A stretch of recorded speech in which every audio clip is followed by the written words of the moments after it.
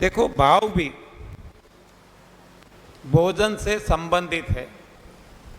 हमने देखा है जैसा अन्न वैसा तन, जैसा अन्न वैसा मन, जैसा मन वैसी सोच, जैसी सोच वैसे कर्म, और जैसे कर्म वैसा जीवन। तो ये सारा अन्न पे निर्भर है, हमारे भोजन पे निर्भर करता है। तो ये भोजन बदल जाएगा तो सोच बदल जाएगी, भाव बदल जाएगा। कैसे भी और सारे रास्ते भी हो सकते हैं। कोई ऐसे सद्गुरु मिल जाए कि जिससे भी वो अपने आप देखना, जितने भी ऋषि मुनि हो गए, तपस्वी हो गए, हाँ, उनके स्वभाव में बदलाव कब आया? ये धीरे धीरे धीरे धीरे भोजन छोड़ते गए, छोड़ते गए, छोड़ते गए और सूक्ष्म पे आते गए। तब ये पेड़ पौधे की तरह ऋषि मुनि जैसे बन गए। तो ये स्वभाव बदलने के लिए भी अन्न बदल जाएगा, मन बदल जाएगा, सोच बदल जाएगी, यानी कि स्वभाव बदल जाएगा। तो इसमें भी इसकी प्रमुख भूमिका है अन्न की। आज जो रोग और कष्ट हम झेलते हैं, तो अपने कर्मों की वजह से है क्या? यस, 100% अपने कर्मों का फल ही हम भुगत रहे हैं। क्योंकि कर्मों का सिद्धांत है जो हम कहते हैं, जैसी करनी वैसी भरनी। Action and reaction is equal and opposite in direction. जैसा करते हैं वैसी प्रतिक्रिया होगी। तो आज हमने गलत खाना खाया तो गलत परिणाम मिला, रोग मिले। सही खाना खाया होता तो रोग नहीं आते।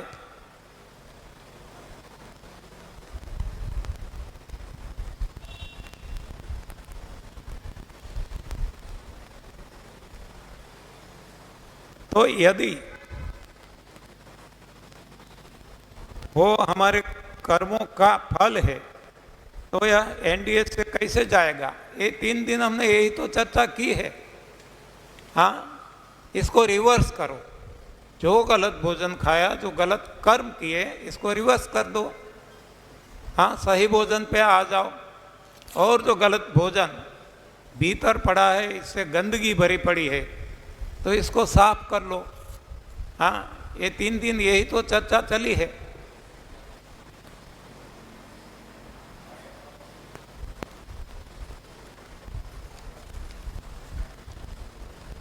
કહેવાય છે કે માનવની જ્યારે ઉત્પત્તિ થઈ ત્યારે તે માંસાહારી હતો।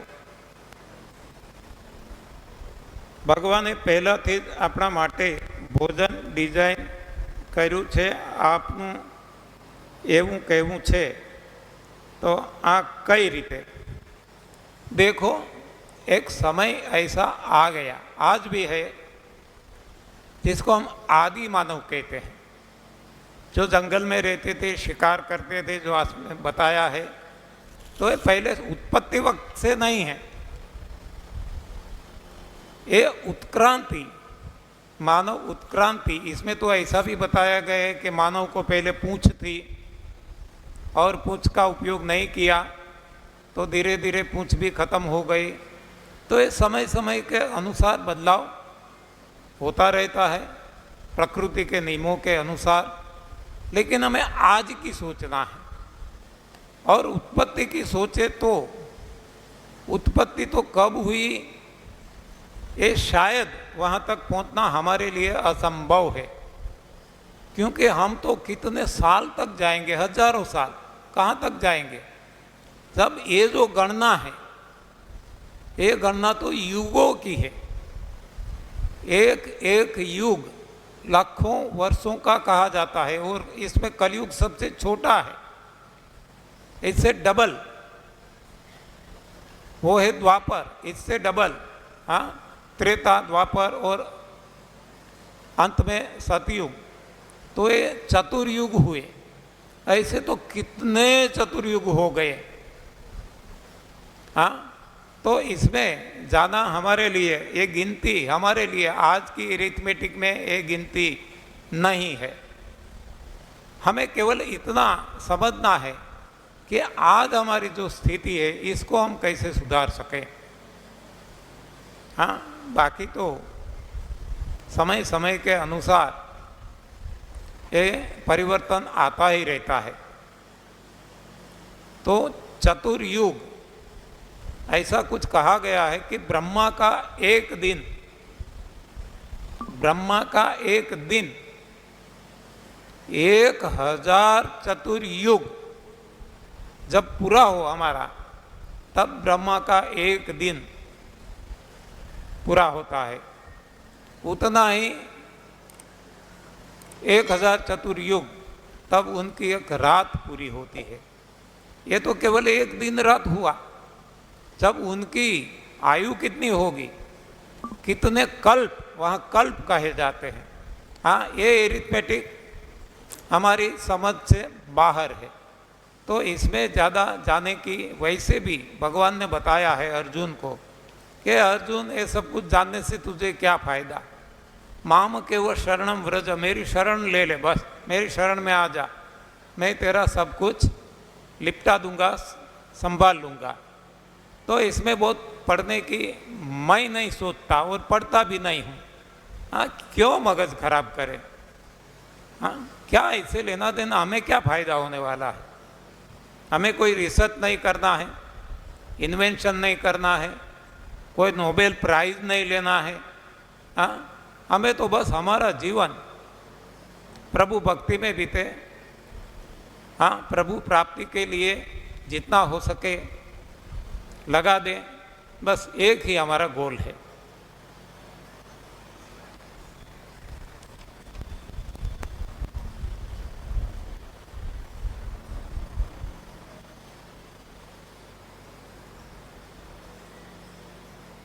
दूध छुड़वाने के बाद मेरे दोनों बच्चों का वजन नहीं बढ़ रहा है।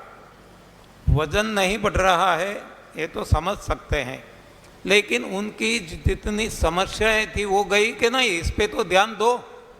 वो तो बोलते नहीं, बताते नहीं हैं। वजन से क्या लेना देना है, वजन अपने आप बढ़ेगा। मैंने आपको एग्जाम्पल दिया आनंदी माँ का, ऐसे तो हजारों एग्जाम्पल है, मेरा खुद का है। मैंने जब ये शुरू किया 67 to 47 आ गया था, ये करता रहा कई लंबे समय तक, वजन नहीं बढ़ता था, क्योंकि भीतरी सफाई जब तक नहीं होगी तब तक भगवान सफाई पे जोर देंगे। और यदि हम गंदगी डालते रहेंगे, भगवान सफाई करते रहेंगे, तो तब तक तो वजन बढ़ने वाला नहीं है। अच्छी तरह से सफाई हो जाए और हम कोई गंदगी न डाले, गलत आहार न डाले, तो वजन अपने आप बढ़ने ही वाला है। आज हमारा बढ़ गया है, आज हम 58-60 के करीब हैं।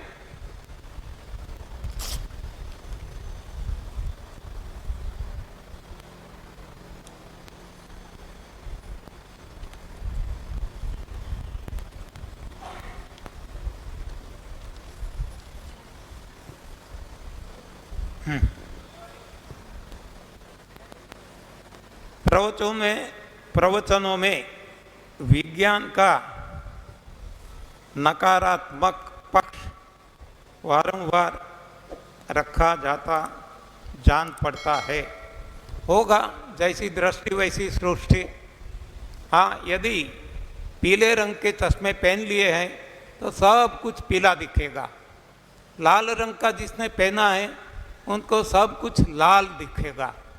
हाँ, जैसा एकदम काले रंग का पहना है तो कुछ नहीं दिखेगा। जैसा चश्मा वैसी सृष्टि दिखाई देगी। यदि क्लियर ग्लास का पहना है तो क्लियर दिखाई देगा। हाँ, तो ये चश्मे की बात है। अगर उसको योग्य परिप्रेक्ष्य में रखा जाता है तो एनडीएस आपको प्रवृत्ति को गरिमा प्रदान होगी। हमें गरिमा नहीं चाहिए, हमें कोई खिताब नहीं चाहिए, कोई नोबेल प्राइज नहीं चाहिए। हम तो इतना ही मानते हैं कि वो ही होता है जो मंजूरे खुदा होता है, वो है ही सोई जो राम रची राखा। हाँ, तो हम अपने सर पे लेके घूमते ही नहीं है कुछ कि इसको इतना बढ़ा दे, इतना बढ़ा दे, ऐसा कर दे। हाँ, हम कौन होते हैं और हमें बुलवाने वाला भी कौन है? वो ही है, हम कोई बोलने वाले नहीं होते। हाँ, तो जैसा हमसे बुलवाया जाता है हम बोलते हैं। हाँ, हमारे पास किसी के पास से कोई खिताब नहीं चाहिए, वाह वाह नहीं चाहिए, इसको फैल जाए सारी दुनिया में, ऐसा हम नहीं चाहते। वो तो अपने आप फैलेगा, आज फैल चुका है कितना। देखो 30 साल पहले किसी को मालूम नहीं था, आज सारी दुनिया में आप कहीं भी जाओ ये आपको जानने को मिलेगा। कोई करते हैं नहीं करते हैं दूसरी बात है, लेकिन ज़्यादातर लोगों को ये पता है यूट्यूब के जरिए, फेसबुक के जरिए, इंस्टाग्राम के जरिए, व्हाट्सएप के जरिए, बहुत सारे ऐसे, हाँ, दैनिक पेपर के जरिए, हाँ, ये सारे मीडियाज है। और सबसे बड़ा मीडिया है आप सब, यानी कि माउथ पब्लिसिटी। जब आपको कुछ समझ में आएगा, फायदा होगा, तो आप हाथ जोड़ के बैठे रहने वाले नहीं है। और फिर भी हम किसी को नहीं कहते कि आप इसको बढ़ाओ, करो, बढ़ाओ। हाँ, फिर भी आप बढ़ाएंगे, बढ़ाते रहते हैं। इसलिए तो इतने सारे दुनिया में करोड़ों लोग तक ये पहुंच गया है, तो इसकी चिंता हमें नहीं है।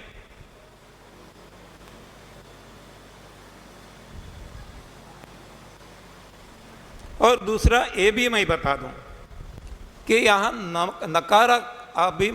नकारात्मक अभिगम बिल्कुल नहीं है। ये मैंने आपको बता दिया, अपनी अपनी सोच है, अपने अपने चश्मे हैं। मैं खुद साइंटिस्ट हूँ। हम जानते हैं कि साइंस की 2 ब्रांचेस मेन हैं। जैसे एक माँ बाप के 2 संतान हैं, एक पेड़ की 2 डालियाँ हैं। तो ये साइंस की 2 संतान, 2 डालियाँ, वो ए ग्रुप बी ग्रुप है। मेरा ए ग्रुप है, किसी ने बी ग्रुप पढ़ा। तो जो मुझे आज समझ में आया ये सारी दुनिया को मैं बताता हूँ। हाँ, मेरी समझ में जो आया, जो मुझे सच लगा, ये मैं बताता हूँ। यहाँ नकारात्मक नहीं है, हकारात्मक भी नहीं है। हाँ, इसलिए मैं इसको सत्य की खोज कहता हूँ। जो मुझे सही लगा वो मैं बोलता हूँ, बताता हूँ। जिसको जी में आए, जो माने उनकी मर्जी, न माने उनकी मर्जी, इससे हमें कोई लेना देना नहीं है।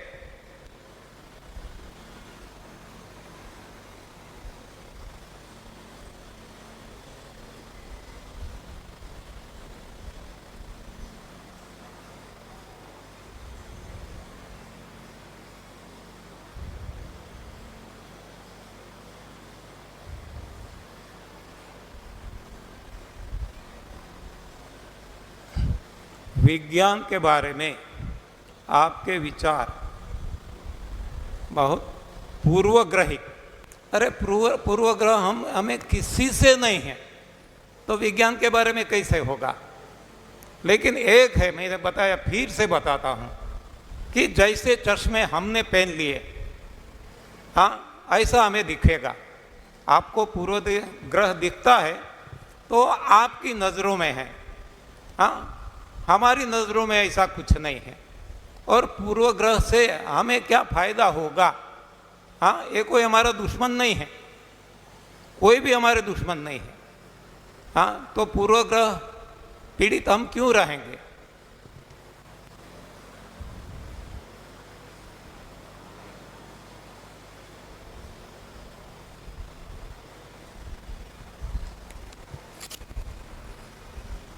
एनी वे फिर भी दो बातें हैं। कई कई लोग ऐसा कहते हैं कि सत्य हमेशा कड़वा रहता है, सत्य कड़वा ही होता है, ऐसा कहा जाता है। तो ये शायद आपको कड़वा लगता होगा, लेकिन किसी के पास ऐसी कला भी होती है कि जो शुगर कोटेड बना के कड़वा खिलाती है। हाँ, ये कड़वी दवाइयाँ हैं, इसको शुगर कोटिंग करके, अंदर तो कड़वा ही है, मूल तत्व तो कड़वा ही है, लेकिन शुगर कोटेड करके खिलाते हैं तो खाने वाले को वो भ्रांति में पड़ जाता है कि हम मीठा खा रहे हैं। मीठा नहीं खाते, आप कड़वा ही खा रहे हैं। लेकिन इसके भीतर, इसके अंदर कड़वा डाल दिया है। तो ऐसी कला किसी के पास हो सकती है, वाणी ऐसी हो सकती है जो शुगर कोटेड करके दें। हाँ, ये भी एक कला है जो हमारे पास नहीं है, ये भी मैं स्वीकार करता हूँ।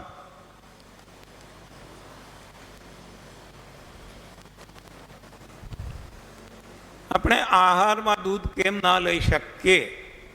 બીજી માનું હોય છે એટલે यस, आहार में हम दूध क्यों नहीं ले सकते? ये पराई माह का है, इसलिए यस, इसका जवाब है यस। क्योंकि दूध जो भगवान ने दिया, हर कोई बच्चे के लिए अपनी माँ को दिया, यानी कि हर कोई बच्चा अपनी माँ का ही दूध पी सकता है और किसी का भी नहीं। और वो ही उसके शरीर के लिए डिजाइन किया गया है, फिट है। बाकी के दूध जो है उनके शरीर में नहीं पचता, ऐसे कोई केमिकल उनके शरीर में नहीं है, अपच रहेगा, नुकसान करेगा, रोग होंगे। तो जो केमिस्ट्री है हर कोई दूध की अलग अलग है, हर किसी के एक नहीं है। जो इंसान का दूध है वो गाय, भैंस, भेड़, बकरियों, हाथनी, शेरनी से मिलता जुलता नहीं है, और हाथनी का शेरनी से भी नहीं, किसी से नहीं मिलता, शेरनी का और किसी से नहीं मिलता। हर किसी का दूध बिलक बिलक भगवान ने दिया है उनके खुद के बच्चे के लिए। वाछड़ाना भागનું આપણે લઈ લઈએ છીએ એટલે ના, એ તો એક હિંસા है ही। हाँ, वाछड़ाना भागનું એટલે કે गाय के जो बछड़े हैं उनके भाग का हम छीन लेते हैं, वो तो हिंसा है, ये तो गलत है ही, ये तो पाप है ही। लेकिन सही में हमारा दूध, हमारे लिए भोजन, हमारी माँ को भगवान ने जब तक जो दूध दिया वो ही डिजाइन फूड है, वही हमारे लिए अमृत है, वही संपूर्ण आहार है, इसके अलावा और किसी का भी नहीं।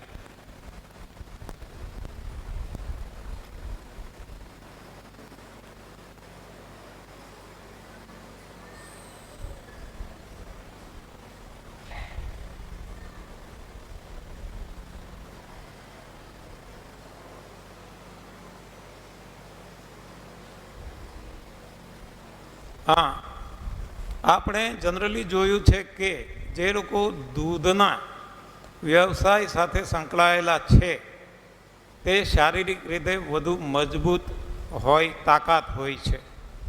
માંસ ખાવાવાળાય છે એટલે આપણે માંસ ખાવું, અને કાંઈ ન ખાવાવાળાય મજબૂત છે। हाँ, એટલે એને दूध સાથે કોઈ લેવા દેવા નથી, એ તો તમે કેટલો પરિશ્રમ કરો છો।